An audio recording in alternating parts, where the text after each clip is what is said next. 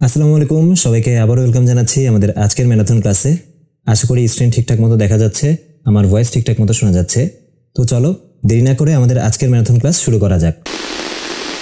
না, আজকে কিন্তু তোমাদের ক্লাস নিতে আসিনি। আজকে এসেছি তোমাদের একটা গল্প শোনাতে, তোমাদের অ্যাডমিশন জার্নি গল্প। তোমরা আজকে তোমাদের কাঙ্ক্ষিত প্রতিষ্ঠানে চান্স পেয়ে এখানে এসেছো, কিন্তু শুরুতে অ্যাডমিশন জার্নিটা তোমাদের জন্য মোটেই সহজ ছিল না। এর পেছনে তোমাদের যেমন অক্লান্ত পরিশ্রম ছিল, তেমনি ছিল তোমাদের মা বাবা, টিচার্স আর আপনজনদের সাপোর্ট। একদম শুরুতে এইচএসসি পরীক্ষা হবে কি হবে না এটা নিয়ে তোমাদের মধ্যে এক ধরনের আনসার্টেনটি ছিল। তবে সবশেষে তোমাদের বোর্ড পরীক্ষা যখন বাতিল করা হয়েছে, তখন সেপ্টেম্বরের শুরুতে তোমাদের অ্যাডমিশন জার্নি শুরু করলে। আর এই জার্নির শুরুতে তোমরা অনেকেই কনফিউজ ছিলে, আসলেই তোমার দ্বারা সফল হওয়া সম্ভব হবে কি না, তুমি পারবে কি পারবে না, আরও কত রকম চিন্তা। তবে এই সব কিছু এড়িয়ে তোমরা ধীরে ধীরে নিজেকে গুছিয়ে নিলে, স্ট্রং ডিটারমিনেশন নিয়ে শুরু করলে স্বপ্নের অ্যাডমিশন জার্নি। রেগুলার অফলাইন ক্লাসে আসা, ডেইলি এক্সামগুলো দেওয়া, ফ্রেন্ডদের সাথে কখনো ব্রাঞ্চে বা কখনো মেসেঞ্জারে গ্রুপ চ্যাটে আনসার মিলানো, এমন শত স্মৃতি নিয়ে এগোতে থাকলো তোমাদের অ্যাডমিশন জার্নি।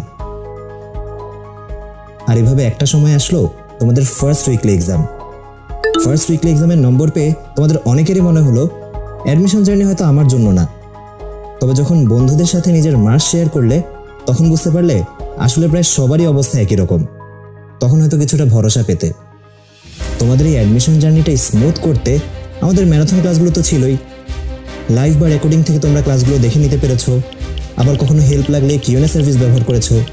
সত্যি কথা বলতে রাত জেগে ম্যারাথন ক্লাস করার এই স্মৃতিগুলোই একটা সময় হয়তো তোমাদের খুব মনে পড়বে।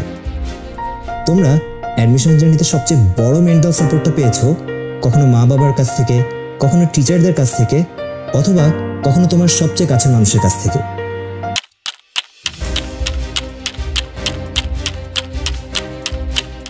দীর্ঘ 4 মাস এভাবে অনেক এফোর্ট দিয়ে অ্যাডমিশন প্রস্তুতি নেওয়ার পর চলে আসলো তোমাদের সবচেয়ে ক্রুশিয়াল মোমেন্ট, অ্যাডমিশন টেস্ট। অনেকে হয়তো প্রথম অ্যাডমিশন টেস্ট থেকেই ভালো করেছিলে, কিন্তু সবার জন্য গল্পটা একই রকম ছিল না। তবে কথায় আছে না, শেষ ভালো যার সব ভালো তার। দিন শেষে আজ তোমরা সবাই সাকসেসফুল। তোমাদের এই জার্নিতে শুরু থেকে শেষ পর্যন্ত পাশে থাকতে পেরে আমরা প্রাউড ফিল করি। আমরা প্রত্যাশা করি তোমাদের সাফল্য ধারা অব্যাহত থাকুক,